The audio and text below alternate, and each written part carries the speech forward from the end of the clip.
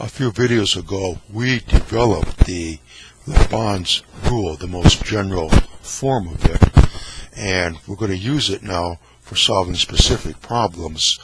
The playlist for these videos is at the website, digital-university.org.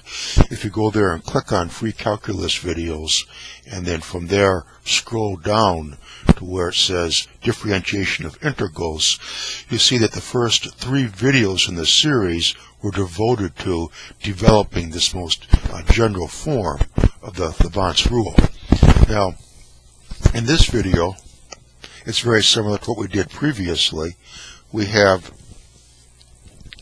It's known that this integral equals this.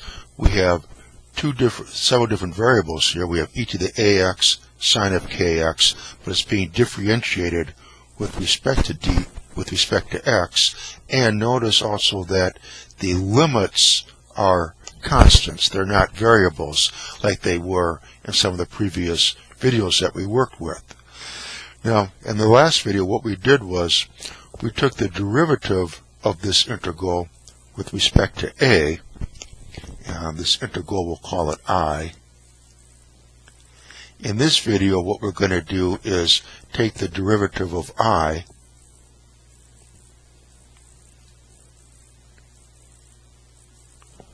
with respect to k. And again, when we had the most general expression for the Lebon's rule, that was when we had functions as our limits. Here we have constants, so this derivative is going to be 0, and this derivative is going to be 0, so we only have one term to consider, and that's going to be moving the differentiation process inside of the integral.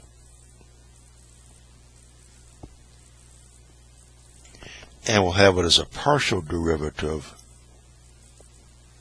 with respect to k of e to the minus ax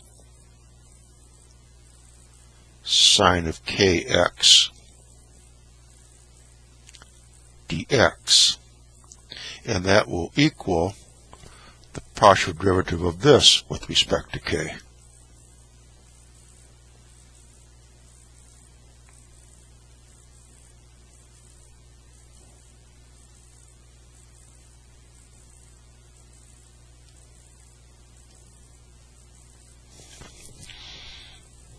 So here, differentiating with respect to k, the sine of kx, that is plus the cosine of kx, times k. So this will equal, this stays unchanged, of course. We have e to the minus ax times the cosine of kx, that's positive, plus cosine kx. Differentiating with respect to k, that'll be the cosine of kx times x. And then we have dx going from 0 to infinity, and that will equal, now here we'll have this times the derivative of k with respect to k, that's 1, so we have a squared plus k squared. This times the derivative of this minus this times the derivative of this with respect to k. That's going to be 2k divided by the denominator squared.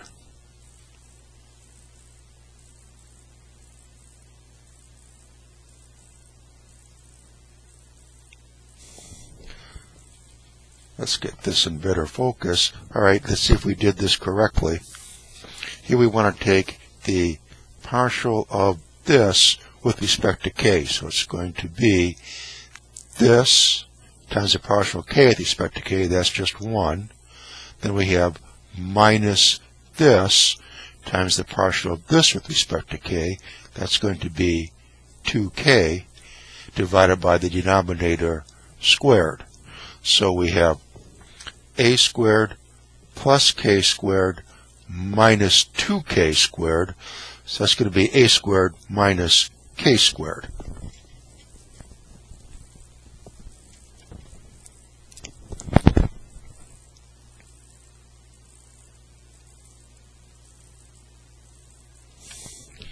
And here then we have an equation that says that this integral equals this expression.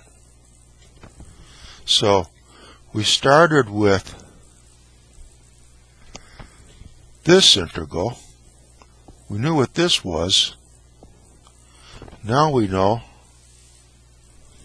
what this integral is equal to. So we may have had a problem where we had this integral, not knowing what it is, but knowing what this integral is. Then by taking its differential, we're able to solve what this integral is equal to. So there's another simple demonstration of how the Lebon's rule can be used to solve integral problems, and we'll have several more examples of this, because that really is one of the most elegant applications of Lebon's rule, is when you have some integral expression that's very complicated, so that that cannot be integrated. But if we use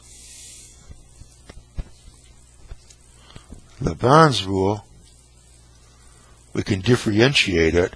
Then once it's differentiated, we can come back to the original integral that we could not solve, and we can find a way to integrate it. And we'll have specific examples of that coming up in future videos.